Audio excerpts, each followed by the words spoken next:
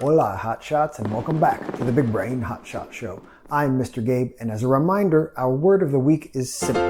Today we're going to discuss how we can make sense of all these labels we see on the back of the foods at the grocery store. As a quick heads up, I live in the United States, so it's certainly possible that the labels may look different if you live somewhere else. Every nutritional label in the United States has something called a daily value percentage, which means how much of a specific nutrient is in a specific serving of food. For reference, 2,000 calories is the total recommended daily value as a baseline in the United States. However, it is certainly not uncommon for people to eat more or less depending on a number of factors. I know this is a little difficult for you to see, so I'm going to get closer in just a moment. However, there are many numbers and percentages listed on a nutritional label. So to prevent the dreaded information overload, let's break it down. And I'll share with you the things that I first look at whenever I scan a nutritional label. To keep it simple, silly goose, these are the following lines I look at when I quickly scan a nutritional label. The serving size, the total calories per serving, the amount of saturated fat,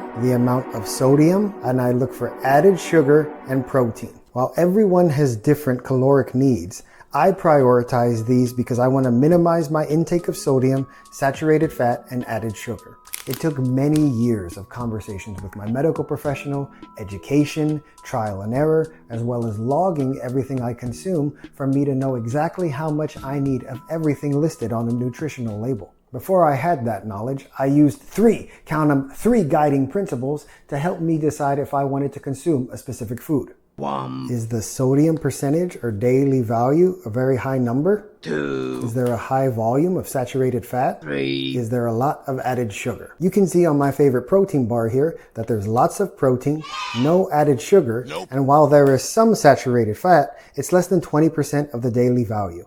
Plus, the sodium percentage here isn't very high. Everyone has different nutritional or caloric needs, access to different foods, and for whatever reason, may prioritize a different line on the nutritional label more than the other. If at all possible, I recommend you check with a doctor, a medical professional, and/or a registered dietitian or nutritionist to ensure you're prioritizing the best foods for your needs. In terms of reading a nutritional label, as long as you're cognizant of the total calories, the total serving size, as well as what nutrients you're prioritizing and/or actively trying to avoid, well then I'd reckon you're snacking and reading like a real big brain hotshot. Tomorrow we'll be discussing and demonstrating a fitness test I did when I was in primary or elementary school, which exposed me to many different forms of movement. So be sure to join us on the Big Brain Hotshot Show, and don't forget to follow.